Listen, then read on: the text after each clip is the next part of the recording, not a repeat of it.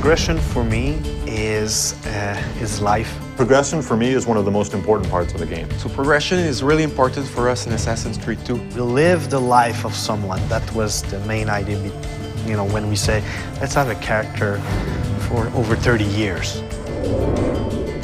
We really want the player to feel the same emotion that the character has throughout his quest to avenge his family. Grab the boy! I'll kill you for what you've done! Our game begins in 1476 and it ends in 1503. So it's a considerable span of years for a video game. It's the height of the Italian Renaissance. This is when the most beautiful paintings, the greatest sculptures, the most wonderful architecture are all being built and created. And at the same time, it's a period of political intrigue and drama and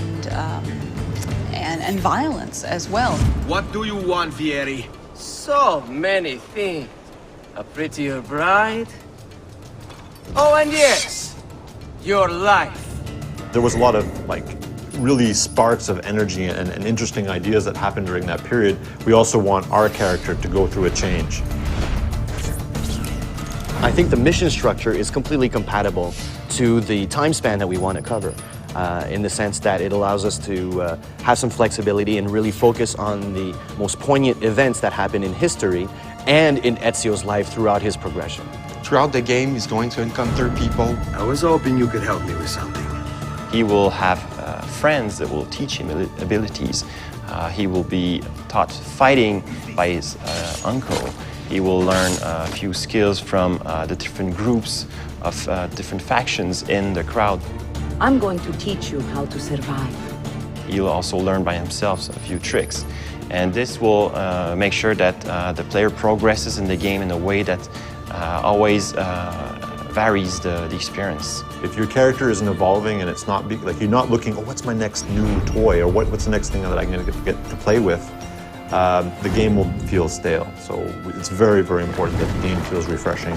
You know, every new mission that you play, there's something to look forward to at the end of it. The more and more the game progresses, the more and more anger he has, and the more he has to let out that anger.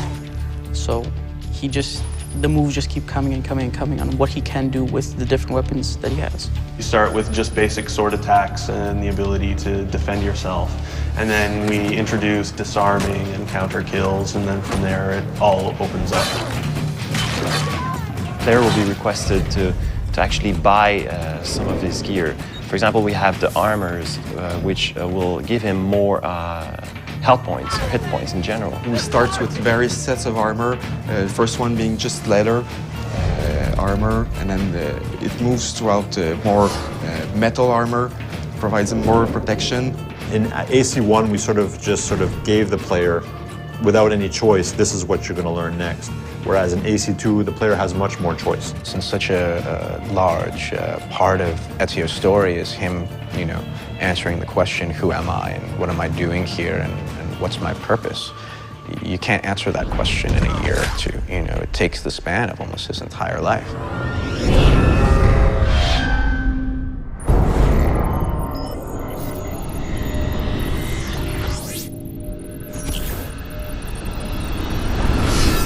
Somewhere on a rooftop, there's a hero in a hood. Fear him not, lest you who have sinned, for his cause is good.